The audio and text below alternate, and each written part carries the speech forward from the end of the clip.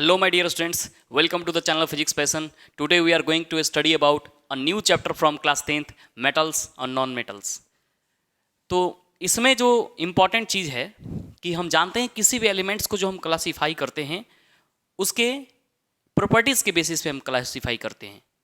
तो एलिमेंट्स को क्लासीफाई किया गया मेटल्स और नॉन मेटल्स में. तो टोटल एलिमेंट्स अभी तक जो डिस्कवर किए गए हैं नेचर में, टोटल एलिमेंट्स जो है 118 हैं. ठीक है, इसमें से कुछ नेचुरल हैं और कुछ सिंथेसाइज्ड किए गए हैं लैब में. उसके बाद टोटल एलिमेंट्स में टोटल 93 एलिमेंट्स जो हैं वो मेटल्स हैं, टोटल 18 एलिमेंट्स हैं जो नॉन मेटल्स हैं और मेटलॉइड 7 हैं. तो जितने सारे मेटल्स हैं उनका पोजीशन कहाँ कहाँ है, वो कहाँ कहाँ मिलते हैं. तो मेटल्स मिलते हैं एस ब्लॉक में, डी ब्लॉक में, एफ ब्लॉक में, और सब मेटल्स किस में मिलते हैं, पी ब्लॉक में कुछ होते हैं, बाकी जो होते हैं सब नॉन मेटल होते हैं. एस ब्लॉक जो आप देखते हैं, ये जो ग्रुप 1 होता है और ग्रुप 2 होता है बीच में. ग्रुप 1 को क्या कहते हैं, एल्कली कहते हैं, इसको एल्कलाइन अर्थ मेटल कहते हैं. तो ग्रुप 1 और ग्रुप 2 जो है वो क्या है, एस ब्लॉक हो गया. डी ब्लॉक ग्रुप 3 से लेकर के 12 तक टोटल ये कितने हो जाएंगे, डी ब्लॉक है ना.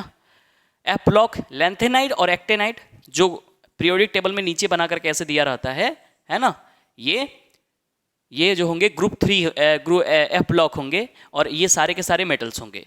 और पी ब्लॉक तो आपको पता ही है. तो ये लोकेशन हम बता रहे हैं, मेटल्स की पोजीशन बता रहे हैं, है ना. तो ये क्लियर हो गया. तो today we are going to discuss about physical properties of metals and non metals. ठीक है, physical properties of metals and non metals. तो आइए,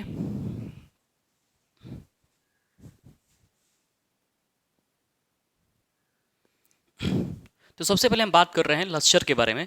लस्टर का मतलब होता है चमक. तो लस्टर जो है, चमक मेटल्स के पास क्या होती है, ज़्यादा होती है. Metals have shiny surfaces. Exception में लीड जो होता है उसका डल अपीयरेंस होता है, ठीक है ना, इसका डल होता है. नॉन मेटल्स की अगर बात करें तो नॉन मेटल्स में चमक नहीं होती, शाइनी सरफेस नहीं होता है, लेकिन आयोडीन जो है उसमें चमक होती है. तो आयोडीन जो है वो नॉन मेटल्स है बट उसमें चमक होती है. तो एक्सेप्शन को आप याद रखें, एक्सेप्शन ही आपसे पूछा जाएगा.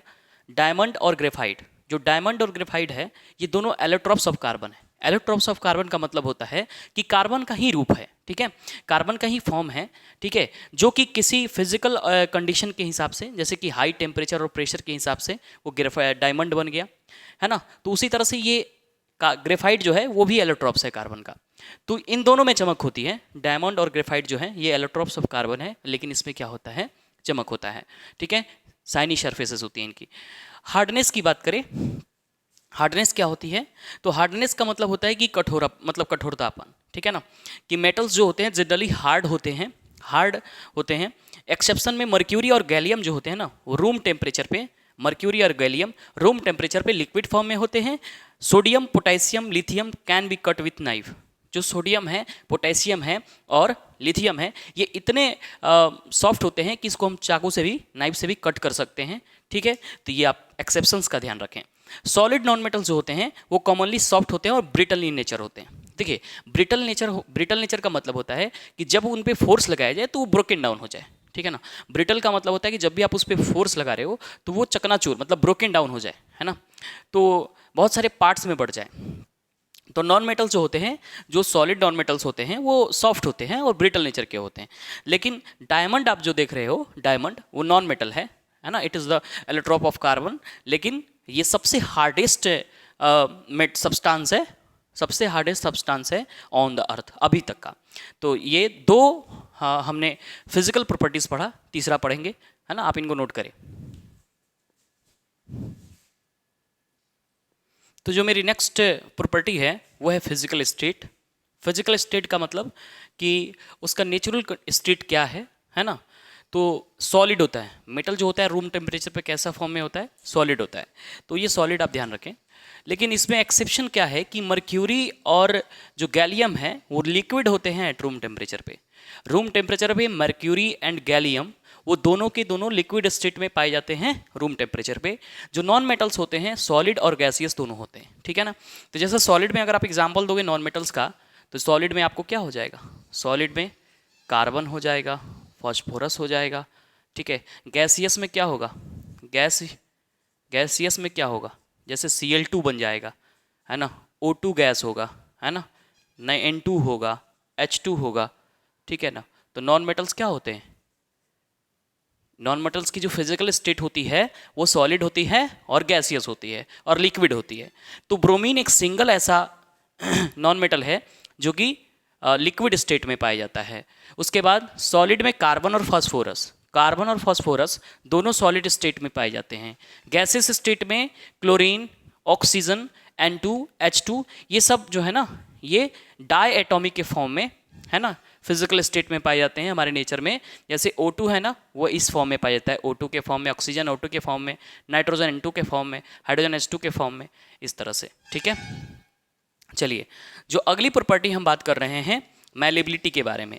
तो मैलेबिलिटी क्या है, metals can be bitten into thin sheets, यानी मेटल्स को हम लोग पीट करके थिन शीट्स में कन्वर्ट कर सकते हैं, पतले पतले शीट्स बना सकते हैं। जैसे गोल्ड और सिल्वर जो होता है ना, वो मोस्ट मैलेबल मेटल्स होता है, एल्युमिनियम भी ले सकते हैं। तो जैसे कि गोल्ड और सिल्वर जो है वो मोस्ट मैलेबल मेटल्स हैं, यानी उन्हें पीट करके पतले शीट्स में बनाया जा सकता है। जो नॉन मेटल्स होते हैं वो नॉन मैलेबल होते हैं, यानी ब्रिटल नेचर के होते हैं। ब्रिटल नेचर का मतलब मैंने समझाया कि सब्सटेंसेस शैटर डाउन, शैटर का मतलब होता है टूटना, वो टूट जाते हैं व्हेन बेंट और हीट, है ना, व्हेन बेंट और हीट। जब इनके ऊपर किसी हथौड़े से, किसी हैमर से इनको जो है मारा जाता है तो वो बेंट हो जाते हैं, नहीं तो बेंट करने पर या हीट करने पर ये जो है टूट जाते हैं, ब्रिटल नेचर के होते हैं। आगे नेक्स्ट प्रॉपर्टी हम लोग पढ़ेंगे, इसको अब तक नोट डाउन करें।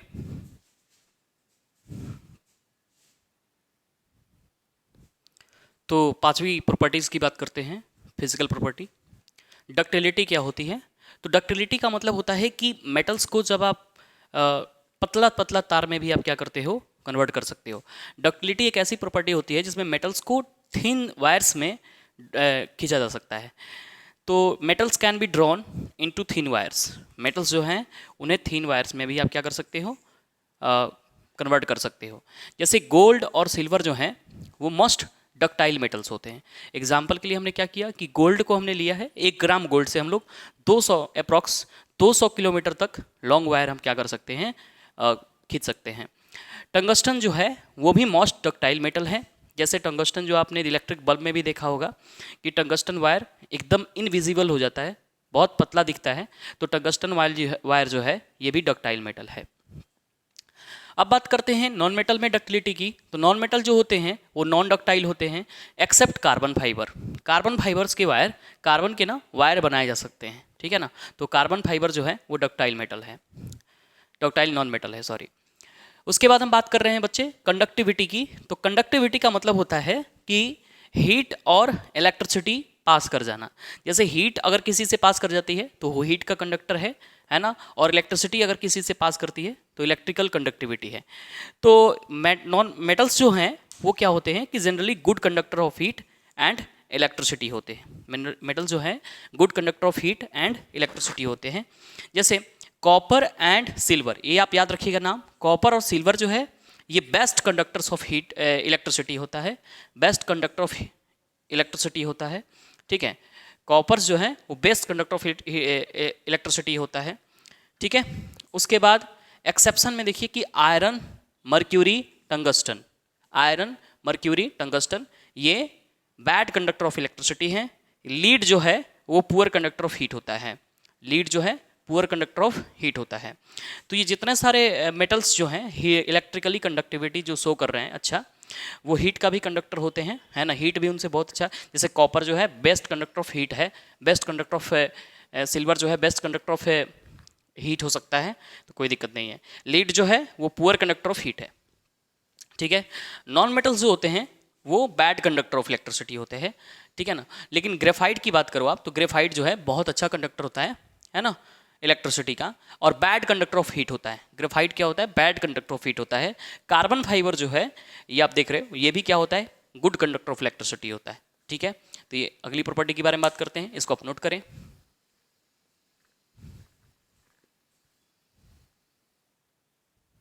जो हम लोग की अगली प्रॉपर्टी है वो है डेंसिटी।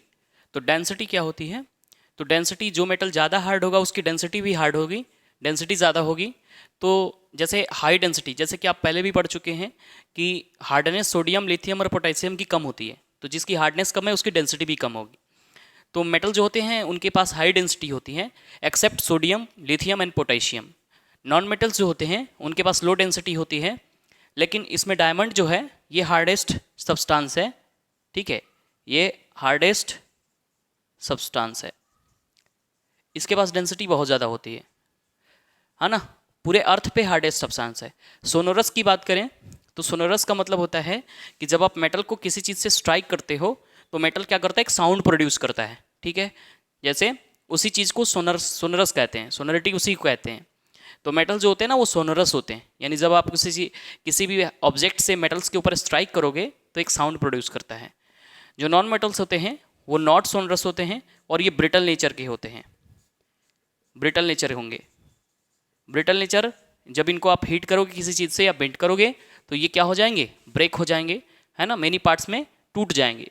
तो नॉन मेटल जो हैं वो नॉन सोनरस होते हैं, ठीक है, नोट करें इसे।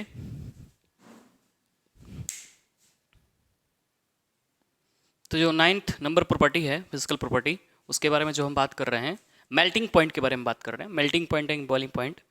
तो मेल्टिंग पॉइंट जो होती है मेटल्स की बहुत हाई होती है, हाई मेल्टिंग पॉइंट्स होती हैं और हाई बॉइलिंग पॉइंट्स होती है, ठीक है, यानी वो मेल्ट बहुत ज़्यादा टेम्परेचर पे मतलब मेल्ट करता है, और बॉइलिंग पॉइंट जो होती है वो भी बहुत ज़्यादा टेम्परेचर पे होती है ना, जब मेटल जो है बॉयल करना शुरू करता है। लेकिन एक्सेप्शन में आप मर्क्यूरी देखो, मर्क्यूरी जो है एक्सेप्शन में है ना, ये आपको याद होना चाहिए, एक्सेप्शंस सारे याद होने चाहिए, ठीक है।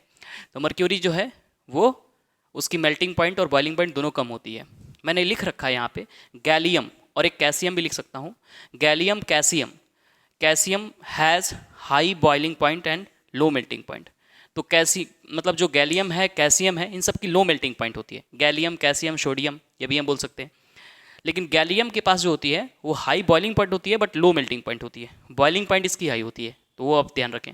कभी कभी टंगस्टन का मेल्टिंग पॉइंट, बॉइलिंग पॉइंट ये बच्चे जानना चाहते हैं, तो हाई टंगस्टन की जो मेल्टिंग पॉइंट होती है ये 3414, और बॉइलिंग पॉइंट जो होती है 5555, ये इसकी बॉइलिंग पॉइंट होती है। अप्रॉक्सली ये चीज़, ये डेटा जो है अप्रॉक्सली है।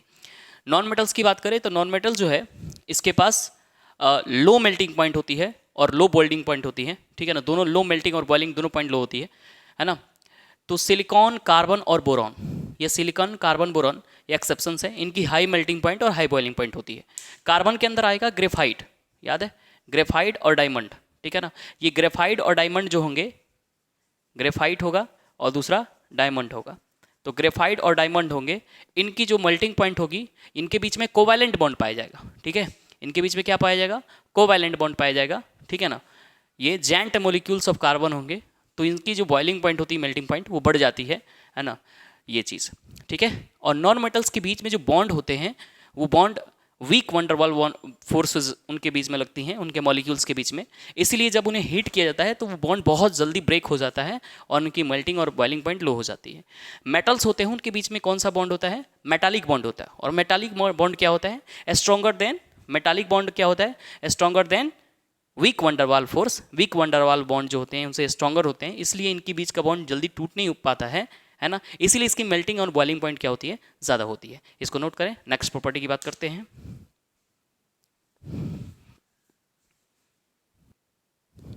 जो नेक्स्ट प्रॉपर्टी है वो है वैलेंस इलेक्ट्रॉन की प्रॉपर्टी।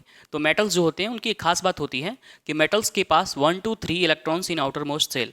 जो मेटल्स होते हैं उनके वैलेंस सेल में 1, 2 और 3 इलेक्ट्रॉन हो सकता है, उससे ज़्यादा नहीं हो सकता, वो मेटल्स की प्रॉपर्टी है। जैसे आप एक याद रख रखो, जैसे कि आप सोडियम ले लो, है ना, कुछ एग्जाम्पल्स के तौर पर मैं आपको समझा देता हूँ।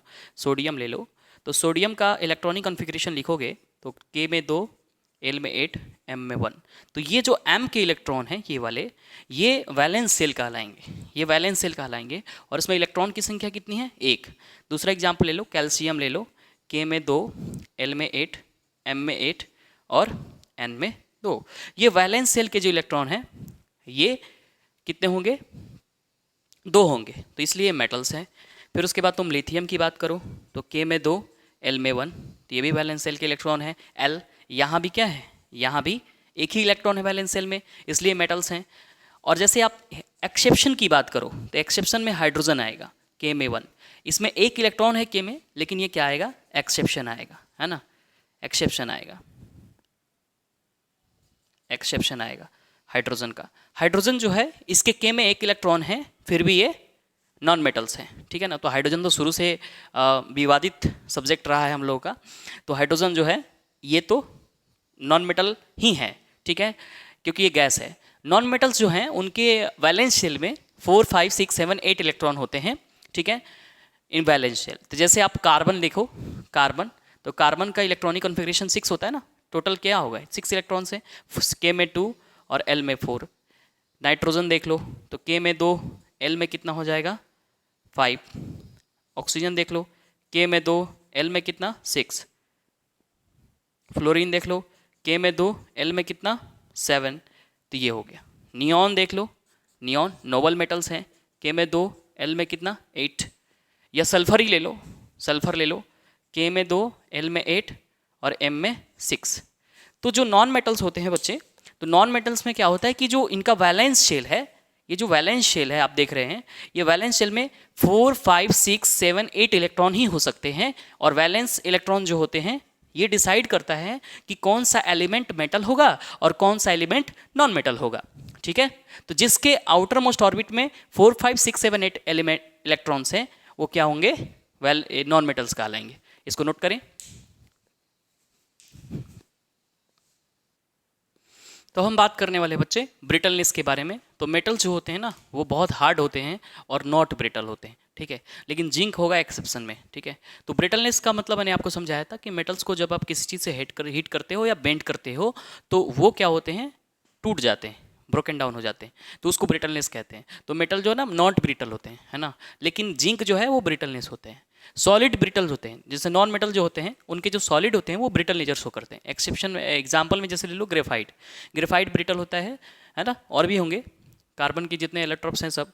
और एक्सेप्शन में सारी गैसेज जो हैं वो नॉट ब्रिटल होती हैं, ठीक है। टाइप्स ऑफ आयन की बात करें तो मेटल जो होते हैं वो केटायन फॉर्म करते हैं। क्या फॉर्म करते हैं, केटायन फॉर्म करते हैं। जैसे आपको मैं दिखाता हूँ, जैसे सोडियम है, तो सोडियम जो है वो ये जो है क्या करेगा, एक इलेक्ट्रॉन लूज कर देगा अपने से, ठीक है ना। तो सोडियम बिकम्स Na+ हो जाएगा एक इलेक्ट्रॉन लूज करके, है ना। हमेशा मेटल जो होते हैं इलेक्ट्रॉन को लूज करते हैं। Calcium becomes Ca+2 when 2 electron lose, तो ये कैल्शियम जो है 2 इलेक्ट्रॉन लूज करेगा तो कैल्शियम +2 बन जाएगा। इसको हम इलेक्ट्रो पॉजिटिव एलिमेंट्स भी कहते हैं और इसे हम इलेक्ट्रोनेगेटिव एलिमेंट्स कहेंगे क्योंकि ये एनायन फॉर्म करते हैं। जैसे क्लोरीन है तो क्लोरीन क्या करेगा, एक इलेक्ट्रॉन गेन करेगा और बिकम Cl-। सल्फर है, ऑक्सीजन है, oxygen gains 2 electron and becomes O-2, है ना। इसे हम इलेक्ट्रो पॉजिटिव कहेंगे, है ना, और इसे हम कहेंगे इलेक्ट्रोनेगेटिव, इसे हम इलेक्ट्रोनेगेटिव कहेंगे, ठीक है। नोट कर इसे।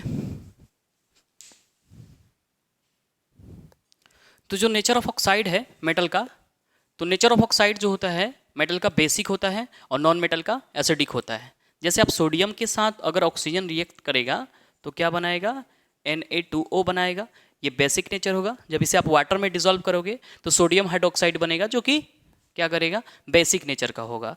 मैग्नीशियम के साथ अगर O2 रिएक्ट करेगा तो MgO बनेगा। कैल्शियम के साथ अगर O2 रिएक्ट करेगा तो कैल्शियम ऑक्साइड बनेगा।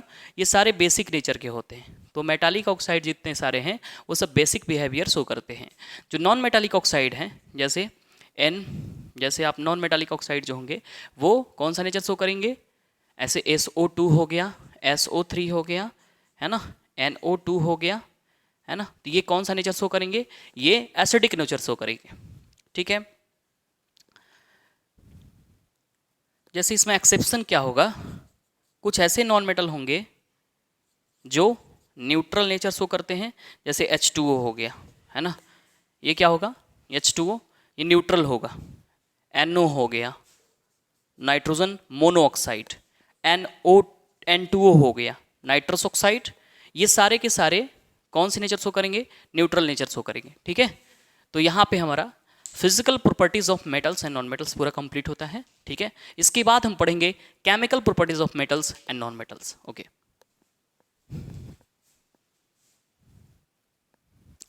तो यहाँ पे एक चीज़ इंपॉर्टेंट था, जो एम्फोटेरिक ऑक्साइड है, ये मेरे एग्जाम पॉइंट ऑफ व्यू से बहुत इंपॉर्टेंट है। एम्फोटेरिक ऑक्साइड जो होंगे उसमें जिंक ऑक्साइड, लीड ऑक्साइड और एल्यूमिनियम ऑक्साइड, ये तीनों जो हैं वो एम्फोटेरिक ऑक्साइड है।